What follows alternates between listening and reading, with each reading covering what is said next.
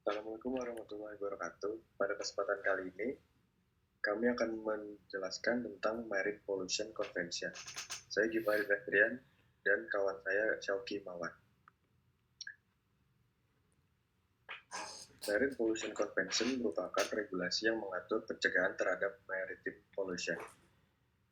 Pada tahun 1885, SS Gulf diluncurkan sebagai kapal tanker pertama dan menjadi pemicu penggunaan mesin diesel sebagai penggerak utama mesin kapal.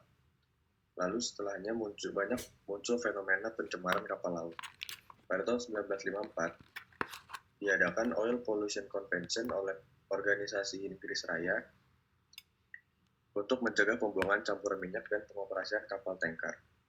Tahun 1973, sidang International Maritime Organization menghasilkan International Convention for the Prevention of Pollution from Ship, namun kurang dapat dukungan dari negara anggota lainnya. Tahun 1978, sidang IMO disempurnakan dengan Tanker Safety and Pollution Prevention.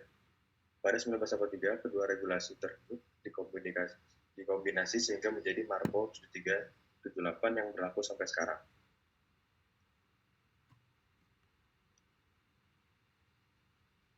MARPOL Convention dicetuskan sebagai upaya perlindungan terhadap lingkungan. Sejak ditemukan minyak bumi pada tahun 1880, perkembangan mesin kapal dan meluasnya perdagangan komoditi minyak, maka dari itu banyak resiko besar yang mengancam laut, seperti polusi udara, polusi air, tumpahan minyak, dan hal lainnya.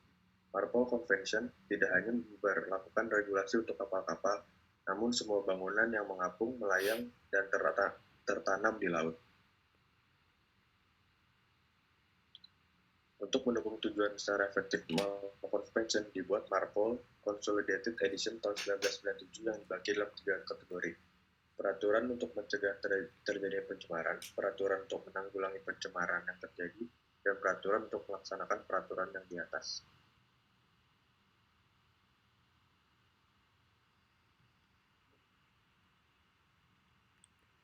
Sedangkan untuk poin penting dari MARPOL Convention sendiri ini terbagi jadi 6, yang dikenal dengan 6 lampiran atau 6 annex.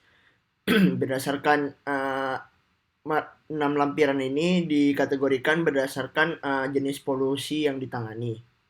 Yang pertama itu ada annex 1 atau lampiran pertama tentang kebijakan minyak dan air yang dibuat pada 2 Oktober 1983. Lampiran kedua atau Annex 2 tentang kebijakan zat cairan beracun atau noxious substances. Lampiran ketiga atau Annex ketiga tentang barang kemasan berbahaya atau harmful substances. Lampiran keempat atau Annex 4 tentang limbah sewage. Lampiran kelima atau Annex kelima tentang limbah sampah, dan lampiran terakhir atau Annex 6 tentang pencemaran udara yang baru disahkan pada 19 Mei tahun 2005. Dengan adanya MARPOL Convention ini tentunya memiliki akibat terhadap dunia maritim industri. Nah, salah satu dampak yang diakibatkan yaitu seluruh kapal yang akan berlayar di lautan itu harus dan wajib mengikuti peraturan dan harus membekali kapalnya masing-masing tentang semua peraturan yang sudah ditetapkan, mulai dari spesifikasi kapal, dan seluruh alat yang dibutuhkan untuk mengidentifikasi kapal yang ada di laut.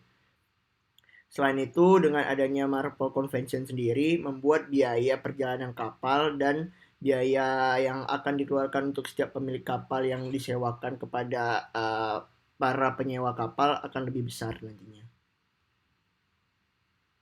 Sekian dan terima kasih. Mohon maaf bila ada kekurangan. Assalamualaikum warahmatullahi wabarakatuh.